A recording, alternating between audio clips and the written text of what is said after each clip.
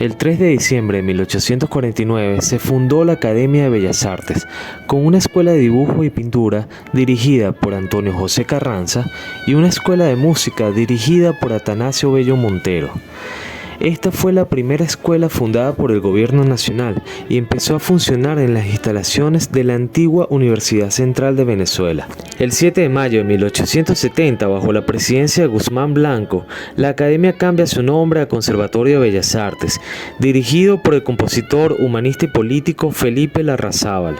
En este conservatorio se incorpora la enseñanza de nuevas artes como la escultura, el grabado y la arquitectura, al igual que en la L'École des Beaux-Arts de París.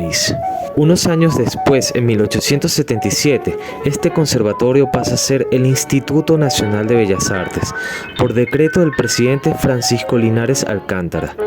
El instituto fue idea de los doctores Martín Sanabria y Eduardo Calcaño y contó con los mejores artistas e intelectuales del momento para formar las academias de música, dibujo, pintura y escultura.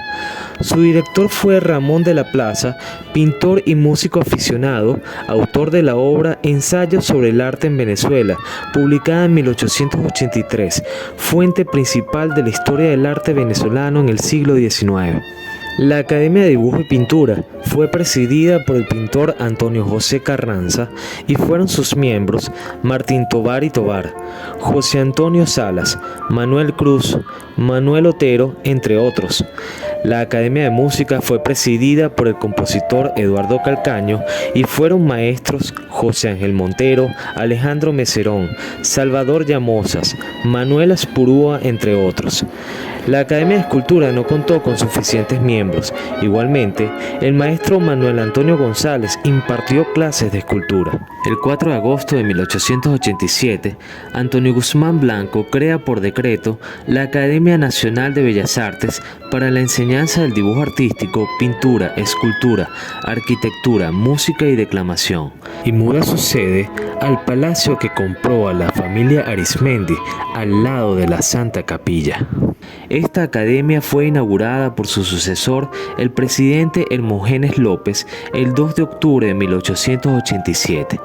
El director fue el pintor y músico Emilio Jacinto Maurí.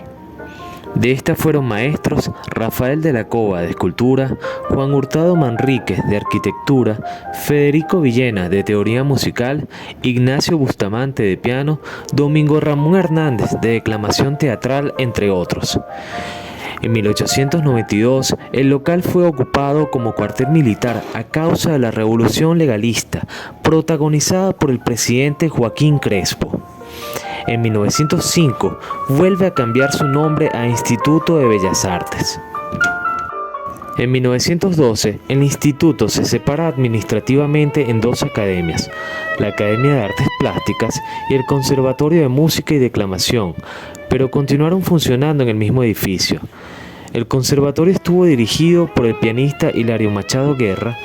La clase de declamación teatral estuvo a cargo de Guillermo Fernández de Arcila, a la que asistieron personajes importantes como Ana Julia Rojas, Teresa de la Parra, Andrés Eloy Blanco y Pedro Centeno Vallenilla. En 1915 cambia su nombre a la Escuela de Música y Declamación. En 1935, Ascanio Negretti, director de la escuela, descubre en su sótano una gran cantidad de manuscritos abandonados de obras de compositores venezolanos del siglo XVIII e inicios del siglo XIX, muchos de ellos pertenecientes a la escuela de Chacao del Padre Sojo, como José Ángel Lamas, Juan Manuel Olivares, José Antonio Caro de Boesi, Juan Francisco Mecerón, Juan José Landaeta, Cayetano Carreño, Atanasio Bello Montero, José María Izaza y José Francisco Velázquez. En 1936, esta escuela empieza a funcionar en todo el edificio, ya que la Academia de Artes Plásticas se muda al edificio del antiguo cuartel del Cuño. En esta fecha asume la dirección de la Escuela de Música el maestro Vicente Emilio Sojo, quien realizó importantes reformas, como la transformación de la clase de armonía en la cátedra de composición, de donde salieron los compositores más importantes del siglo XX, de los que podemos nombrar Ángel Sauce, Antonio Esteves, Evencio Castellanos, Gonzalo Castellanos, Antonio Lauro, Carlos Figueredo, Inocente Carreño, Andrés Sandoval, Nelly Mele Lara, Leopoldo Billings, Nacilbaez Finol, Modesta Boro, José Antonio Abreu, entre otros.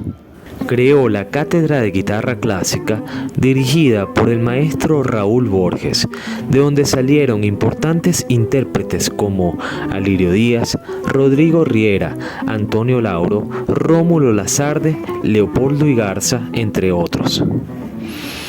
Abrió la Cátedra de Arpa Clásica, dirigida por el concertista Nicanor Zabaleta. A través de las dos agrupaciones de las que fue director y miembro fundador, como el Orfeón Lamas y la Orquesta Sinfónica de Venezuela, colaboró en la interpretación y difusión de las obras del Archivo de Música Colonial, de los nuevos compositores formados en la escuela y de un sinfín de música folclórica rescatada y arreglada por él. En 1941, la Escuela de Música y Declamación cambió su nombre a la Escuela Nacional de Música. En 1945, la Escuela Nacional se separa en dos entidades: la Escuela Preparatoria de Música Juan Manuel Olivares, funcionando en una quinta en Las Palmas, y la Escuela Superior de Música José Ángel Lamas, que permanece en el mismo edificio junto a la iglesia de Santa Capilla. Es por eso que también se le conoce como la Escuela de Santa Capilla.